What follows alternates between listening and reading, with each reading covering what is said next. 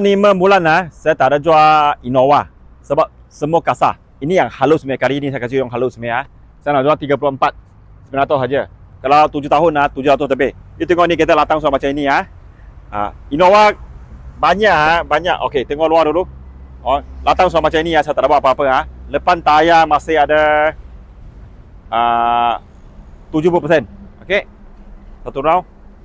Slow motion belakang 90%. Saya tak bikin apa-apa, dia datang macam itu. Ini full spec owner tak mau kasih saya tunjuk nombor. Saya terpaksa tutup. Private and confidential. Satu round Okey, kita tengok lalaman dia Kenapa saya cakap dengan awak halus? Saya belum betul-betul kemas. Tengok ni punya cover tepi pintu pun kemas dashboard dia kita tengok dashboard dia tengok Android ni saya tukar 2013 macam ni concern.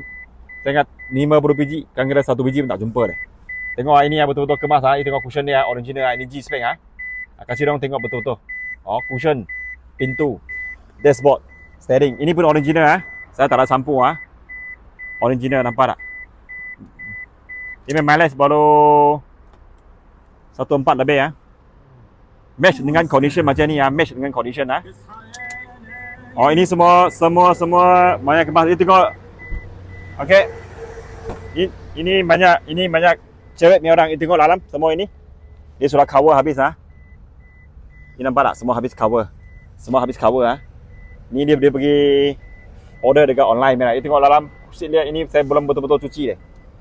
Saya hanya kemas macam itu aja. Seat dia betul-betul kemas ini grade AAA punya kereta. Okey. Belakang dia dia ni make kotak belum ambil lagi. Okey. Tengok alamat. Ini pun sudah ada. Ini tak ada celah, betul-betul kemas tengok. Ini dia sudah buat satu full body punya.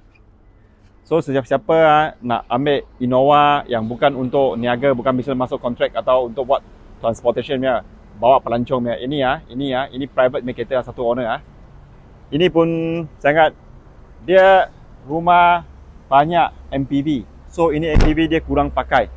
Yang betul-betul kemas punya Innova. Cuba ini, you tak kecewa punya. Saya cerita punya benda, ada apa saya cerita apa saja. Sekian, terima kasih. Jessitan Instant Auto, Sambahat.